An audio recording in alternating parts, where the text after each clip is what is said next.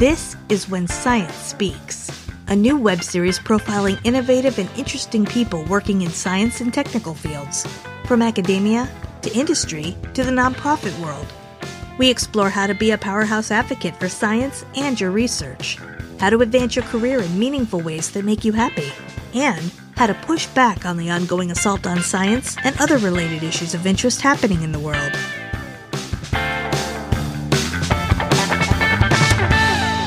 Well, hey everyone, it's Mark Bayer, and you're tuned into When Science Speaks. Thanks so much for being here. Today's episode is brought to you by Bayer Strategic Consulting in Washington, D.C., which helps scientists and engineers get funding, gain influence, and build relationships with the stakeholders who matter most. It is such a great pleasure to have Dr. Katherine Himes on the show today. Katherine practices Muddy Boots Science Policy, and we're going to get to that in a minute and learn more about what Dr. Himes means when she says that. Katherine's expertise includes natural resources, research capacity, international development, and science diplomacy. Her work spans local, state, federal, and international levels. As an American Association for the Advancement of Science, AAAS Science and Technology Policy Fellow, and as a Foreign Service Officer, Katherine served as Regional Science Advisor at the U.S. Agency for International Development at their mission into Central Asia, where she supported science and technology in 5 countries of the former Soviet Union. While a AAAS Fellow based at USAID in D.C., Katherine worked across AID and the U.S. Department of State to integrate science-based approaches into development and diplomacy, both bilaterally and multilaterally. Prior to her time in Washington, D.C., Katherine served as special assistant to the provost at the University of Minnesota during a major strategic positioning initiative. In this capacity, she led research, science, and education policy efforts, working closely with students, faculty, staff, leadership, alumni, and the Board of Regents, as well as the community. I don't think there's any other stakeholders than that, Katherine, so that's really comprehensive and cool. She serves also currently on grant review panels for the U.S. National Science Foundation, National Academy of Sciences, and Department of State, and as an associate editor of the journal Science and Diplomacy. She's been an invited speaker at many international meetings, including the World Water Forum and the World Bank Climate Change Conference. Katherine earned her Ph.D. and her bachelor's in neuroscience from the University of Minnesota Twin Cities and her MBA at the University of Wisconsin-Madison. Welcome to the show, Katherine. It's wonderful to have you here. Thanks so much, Mark. I'm delighted to be here. So tell us about your academic background first. What attracted you to neuroscience? And then, of course, what led you to earn your MBA after that work as well? Well, Mark, I remember distinctly the start of my junior year as an undergraduate, and I was in a psychology course and a biology course. And one day in psychology, we were studying, different diseases. And then in the biology course, we were focused on molecules. And I said, wow, these two are really connected. I'd love to learn more about the biological basis of behavior. And then, as luck would have it, I found one of those posters, the posters that hang by the water fountain, by the bathroom. And it said, brand new major, neuroscience, come to the information session. And that's how I lucked out and majored in neuroscience. I love that. I have to tell you that a poster like that enabled me to get research funding to work on my thesis in Paris as well. So those posters are just so key on college campuses. And then after that, you earned your MBA. So that's a really interesting transition. Would love for you to share with listeners more about that. Yeah, Mark, I'll be really candid because I know that sometimes it seems like the choices we make, our career path, is really logical. And I think it's so helpful to unpack what really happened behind a decision. So I was finishing my undergraduate in neuroscience and I was doing research. And frankly, I didn't love the research. I just found it to not be engaging. And I think that as a senior undergraduate, you may not understand that there are different types of research. Just because you don't like what you're doing at that moment doesn't mean that there isn't something out there for you. And so somebody said to me, you should do a PhD. And I really felt that just wasn't, if research was going to be the basis of the PhD, how would I get through the PhD? And another mentor said to me, you've always been interested in entrepreneurship. It's clear through the choices you made in undergraduate. There's this opportunity at Madison. You don't have to have work experience like you often do to get into the MBA program. They have a couple of spaces for young people. And so I was so fortunate to get one of those spaces, and really loved connecting my science with entrepreneurship and thinking about science in a different way. Well, I love that. And thanks for teasing that out, because you're right. People do have this sense like, I should always know what I'm going to do next. And, it doesn't really work that way most of the time. And then, I really want to underline your interest and your expertise in public policy. You touched a bit on, entrepreneurship. And, I always considered myself a policy entrepreneur when I worked on Capitol Hill. And I'm curious about what sparked your interest in public policy. Mark, that's a great question, and I think it's funny to look in hindsight at the decisions one makes. I was interested in policy before I knew that policy was the term to define my interests. I would volunteer for the student committee. I would ask questions about why is our graduate program structured in this way, and really at the core was policy. So when I was finishing my neuroscience PhD and searching for jobs, I had a lot of policy experiences under my belt. Again, I didn't know that they were really policy experiences. And I was so fortunate to find a position in higher education administration that leveraged my science skills, my research understanding, and had policy at the core. But as you mentioned in the opening, it allowed me to work with so many different constituents inside and outside the University of Minnesota, which made it a really rich experience. Mm-hmm. Yeah, absolutely. And, a position like that can be very political in the sense that so many different power relationships are happening. And you're right there in the heart of it, managing, working with colleagues, doing stakeholder management. And that is a great way to learn politics, really. We're going to get to this muddy boots term that you termed. I just really love that, that transition. And then, when you're at AID, you coined this term, muddy boot science policy. And, I really love that expression because to me, it suggests the need to get out into the community, delve into the industry or whatever the policy area really is to really understand it before you start stitching together a policy affecting those stakeholders, for example. And, how did you come up with that phrase? And, what does it mean to you? Well, Mark, I remember talking to a colleague really early at my time at USAID. We were talking about the importance of getting out into the field to see the projects that USAID was funding, to really understand what were the needs, where did the rubber meet the road, so to speak. And this colleague was sharing with me how important it is to get out there and to see what's happening. And the story was about the field tour and, the bus that went to the field and somebody wearing high heels and not wanting to walk through the muddy field to see the project site. I think this was an ag project. Mm.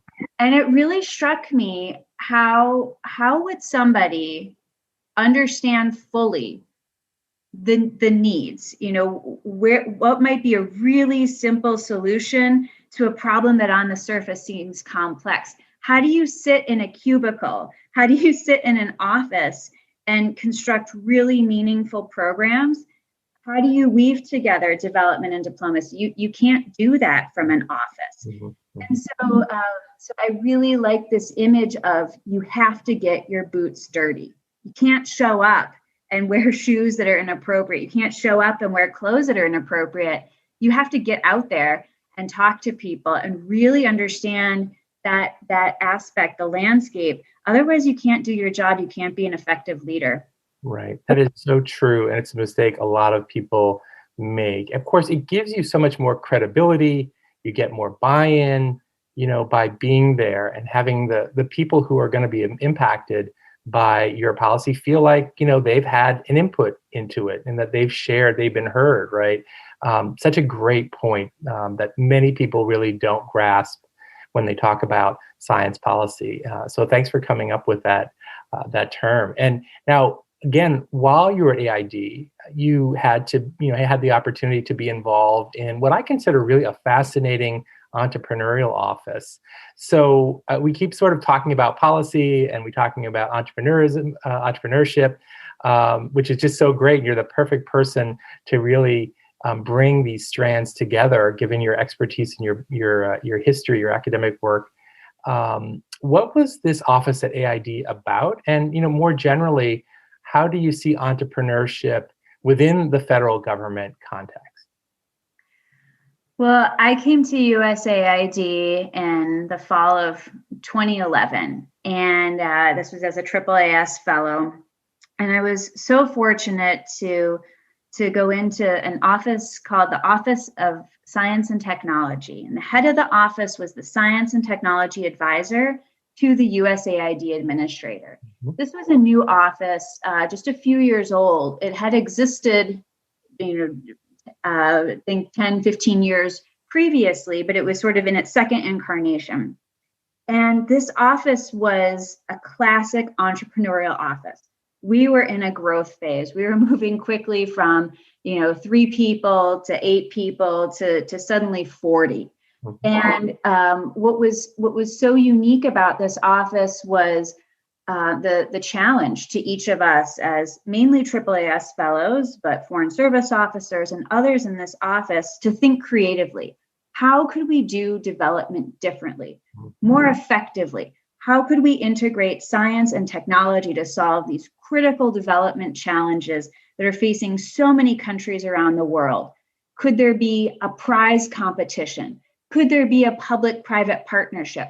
How do we harness the potential that's in universities, all of their research, and bring that to bear on these development challenges? So we all had unique portfolios. One thing I worked on for a time in this office was leveraging the technical capacity of U.S. federal agencies like U.S. Geological Survey, like the Smithsonian, to strengthen those relationships with USAID and help solve some of these challenging development questions. So it was a period of growth. It was a period of tremendous creativity and also empowerment to work across the whole of the U.S. government. Absolutely, and you were so well positioned to do that, given your work to date at that point in your career. So as we're talking now, you've been in Idaho for about 3.5 years. And I would love for you to talk about what that transition was like from Washington, D.C. to your spot in Idaho, and maybe what has helped make that transition smoother and just easier to make. Well, I was, oh man, Mark, sorry, but we're gonna. Okay. Oh, I had a thought and then it just vanished. We'll do that one again. Yeah, no problem. So, Mark, just for you to know, with this question, I didn't go, straight from Washington to Kazakhstan to Idaho. I had this time in Washington. And Katherine, you're a leader at the McClure Center, and I would love for you to talk about your work there, its mission, the focus, what you're working on now, what your priorities are now in your capacity there. Absolutely. So the McClure Center is at the University of Idaho. It's our public policy center, and it's named for U.S. Senator James McClure, who served Idaho for quite some time, served his country for many years, and his wife, Louise, who also was a public servant.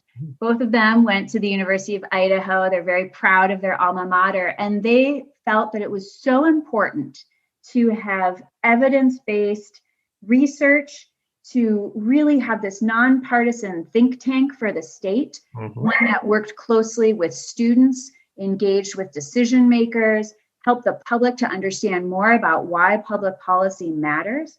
And so they created the McClure Center. And so our focus is really in three areas, and they probably would not surprise you since we're based at a university.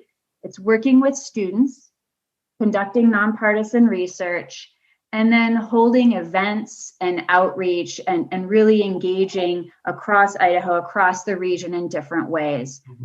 In terms of the work that is in the portfolio, most recently, we supported a really fascinating collaborative process.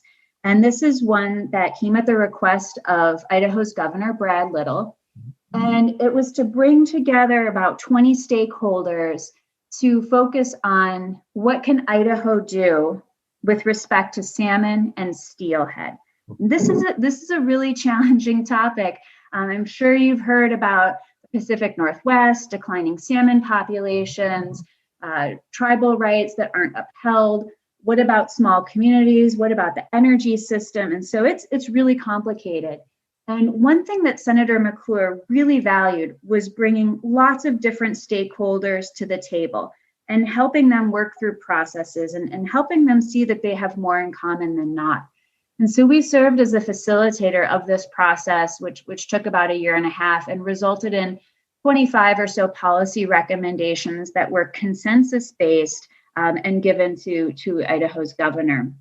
Another example of some recent work is actually looking at early childhood care and education in the state and doing a big needs assessment. It's the first time anything had been done like that for the state of Idaho. What are the needs of Idaho's children and families? Finally, I'll just say that other topics include Hispanics in Idaho, rural Idaho, housing insecurity, and some natural resources policy. I just love it. Taking on the biggest big priorities and issues and challenges.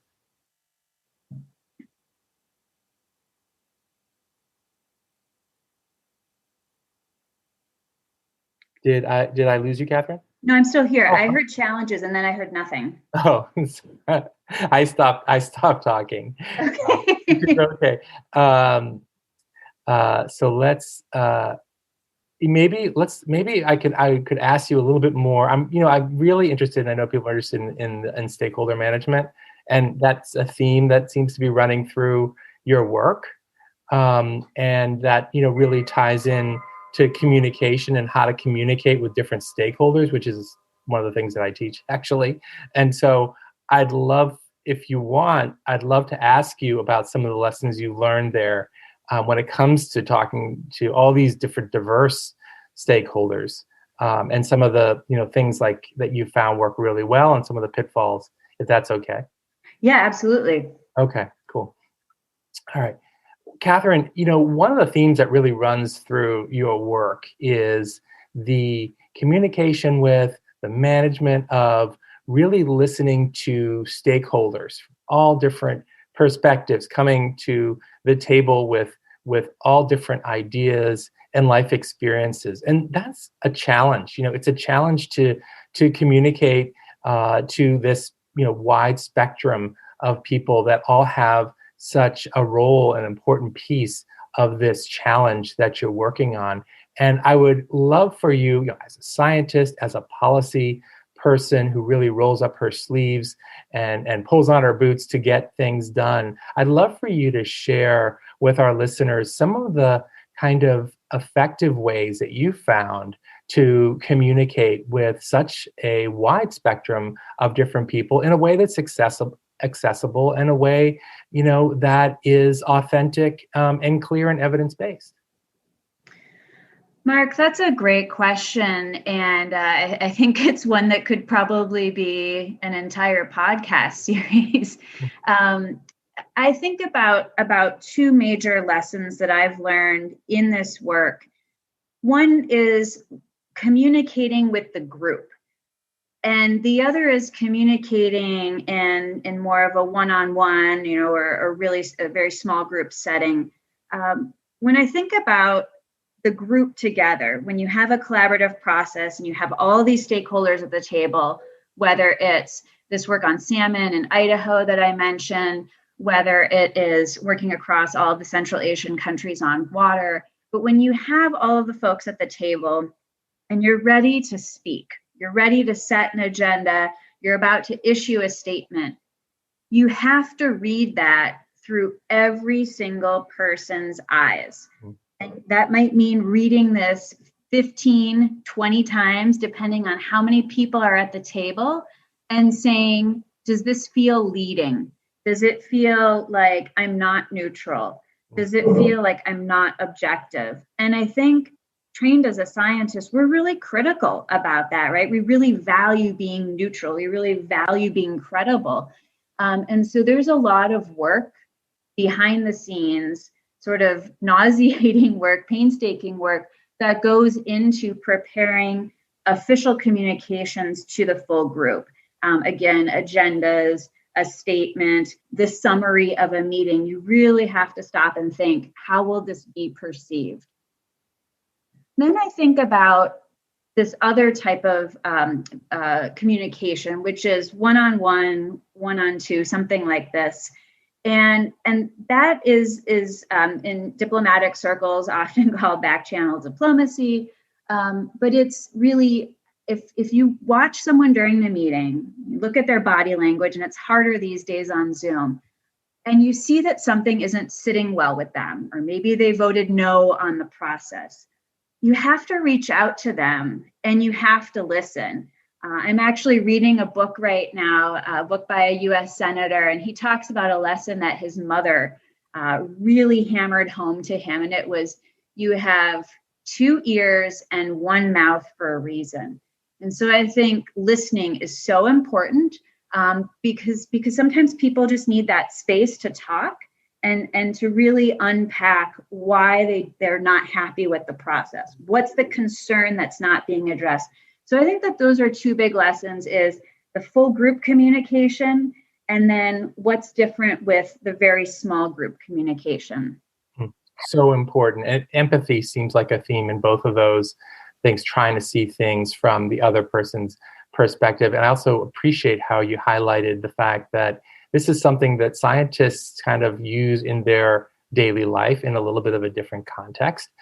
So for people listening who are interested in science policy and are in a lab or working in science in one way, shape, or form, it's great to think you already sort of have this muscle that you use, to just be using it in a slightly different context, perhaps in science policy.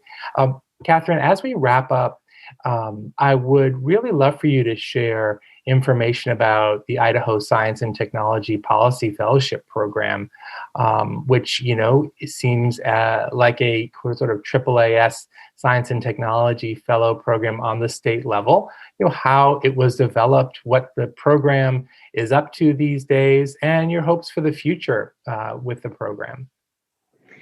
Mark, I'm so excited to share updates with you because this fellowship program is near and dear to my heart. This is something that was about 4 years in the making. It was actually developed by some AAAS fellows who said, gosh, we really should have something like that here in Idaho. And they started work on that before I moved into my role with the McClure Center. And so this is one of the first things that landed on my desk was, here's this fledgling program that is not fully developed. What could we do with it? Who should really lead it? What are the nonpartisan homes for this? What does that fellowship year really look like? And so we moved forward with this. I know that Dr. Laura Woodworth-Nye was on the podcast maybe last year or so and talked a bit about the program. But now I'm thrilled that we have our first class of fellows. They're about halfway through their fellowship year.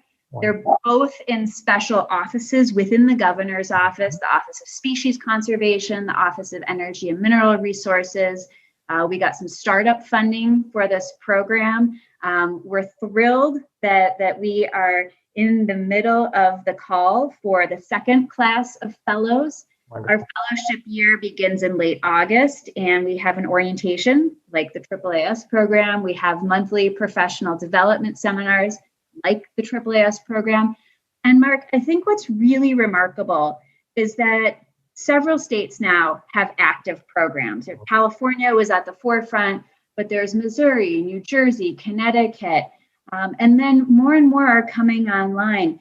Texas is coming online. And I think in total, we have about 22 states. And the configurations are different. Virginia, for example, has a summer program for graduate students.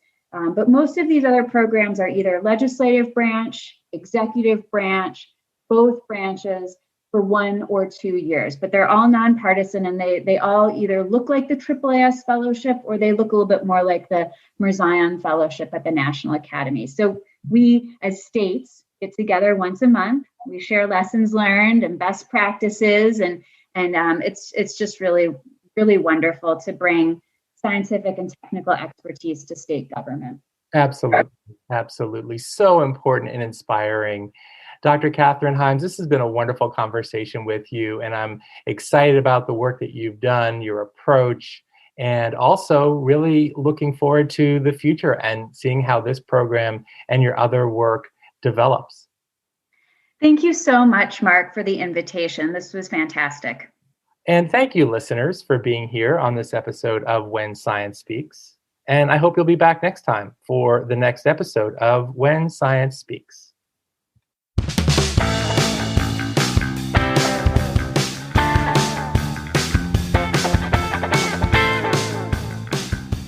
This is When Science Speaks, a new web series profiling innovative and interesting people working in science and technical fields, from academia to industry to the nonprofit world.